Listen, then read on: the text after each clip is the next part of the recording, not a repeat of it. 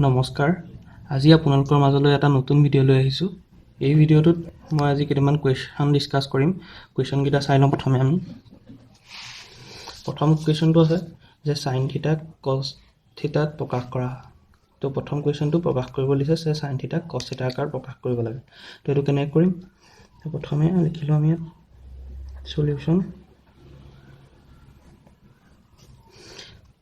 আমি জানো যে সাইন স্কোয়ার থিটা প্লাস কস স্কোয়ার থিটা ইকুয়ালস টু 1 হয়। গতিকে আমি লিখিব পাৰিম sine theta equals to 1 minus cos square থিটা। এইটো ইয়াত সাইন স্কোয়ার থিটা হ'ব। সাইন স্কোয়ার থিটা equal to 1 minus cos square থিটা। তাৰপিছত ইকুয়ালস টু লিখিব পাৰিম আমি sine theta equals to root over 1 minus cos square theta। গতিকে সাইন থিটাক আমি কছৰ দ্বাৰা প্ৰকাশ কৰিলোঁ। ঠিক একেধৰণে কছ থিটাক সাইন থিটাত প্ৰকাশ কৰা। এইটো একেধৰণে কৰিব লাগিব যে আমি জানো যে সাইন স্কোয়াৰ থিটা প্লাছ কছ স্কোয়াৰ থিটা ইকুৱেলছ টু 1। আৰু কছ থিটাক সাইনত প্ৰকাশ কৰিব লাগে।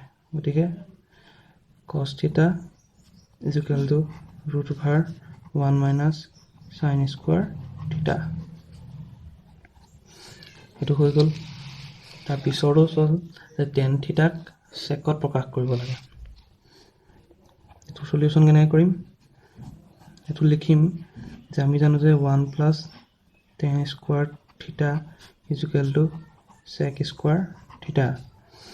গতিকে tan square theta equals to sec square theta minus 1 is equal to tan theta equals to root over sec square theta minus 1। ইকুৱেশ্যনটো এনেদৰে হ'ব পাৰে যে tan থিটাক sec থিটাৰ আকাৰত প্ৰকাশ কৰা। এইটো ধৰণে আহিব পাৰে। তেতিয়াও একেধৰণে কৰিলে হ'ব যে tan থিটাক sec থিটাৰ আকাৰত প্ৰকাশ কৰা হ'ল। তো এনেকৈ কৰি থৈ আহিলে শুদ্ধ হ'ব। ইয়াৰ পিছৰ কুৱেশ্যনটো চাওঁ আমি। ইয়াত আছে টেন থিটাক সাইন থিটা কছ থিটা কছেক থিটা চেক থিটা আৰু কট থিটাৰ আকাৰত প্ৰকাশ কৰিব লাগে। ইয়াত টেন থিটা আছে, টেন থিটাক সাইন এই বাকীকেইটা অনুপাতত প্ৰকাশ কৰিব লাগে। এইটো কেনেকৈ কৰিম? সলিউশ্যনবোৰ লিখি ল'ম প্ৰথমে। তাৰপাছত প্ৰথম ভাল হৈছে নিবলৈ যে টেন থিটাক আমি কছ থিটাৰ আকাৰত প্ৰকাশ কৰিবলৈ ভাল হৈছে। এক নম্বৰ দি লৈছোঁ নি যে ten theta is equal to 1 বাই কট থিটা। ঠিক আছে।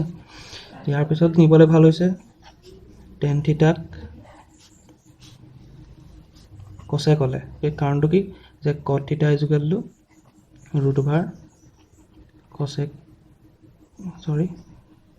Square theta minus 1। কেনেকৈ লিখে? ইয়াৰ কাৰণটো কি কাষত লিখি দিছোঁ মই, যিহেতু কট থিটা ইজ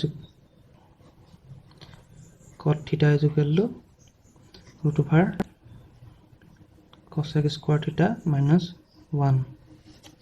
ঠিক আছে। তো এইটো কাৰণটোৰ কাৰণে তেনেকৈ কছেকলৈ গৈছে। আৰু কছেক স্কোৱাৰ থিটাক আমি লিখিব পাৰোঁ সাইন থিটাৰ আকাৰত। গতিকে সেইটো লিখি দিওঁ আমি tan theta is equal to 1 divided by root over 1 divided by sine square theta minus 1। যদি অকণমান আগলৈ কৰিবলৈ চাওঁ root over 1 minus sine square theta divided by sine square theta.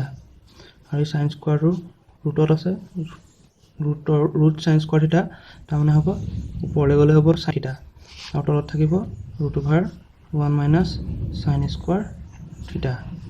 ঠিক আছে। ইয়াৰ পিছত থাকিলে আই ভি। টেন থিটা কি হ'ল নিব লাগিব আমি। এতিয়া আমি প্ৰথমে নিলোঁ কট থিটালৈ, এইটো হৈ গ'ল। ইয়াৰ পিছত নিলোঁ কছেক থিটালৈ, ইয়াৰ পিছত নিলোঁ সাইনলৈ, ইয়াৰ পিছত থাকিলে আমাৰ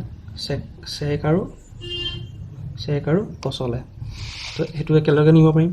কাৰণটো কি যে ten theta is equal to root over sec square theta minus 1 sec square theta এইটো secলে গ'ল ইয়াৰ পিছত 5 নম্বৰটো হ'ব যে tan theta is equal to root over sec square theta আমি লিখিব পাৰিম 1 by cos square theta minus 1 আৰু এইটোক আমি লিখিব পাৰিম root over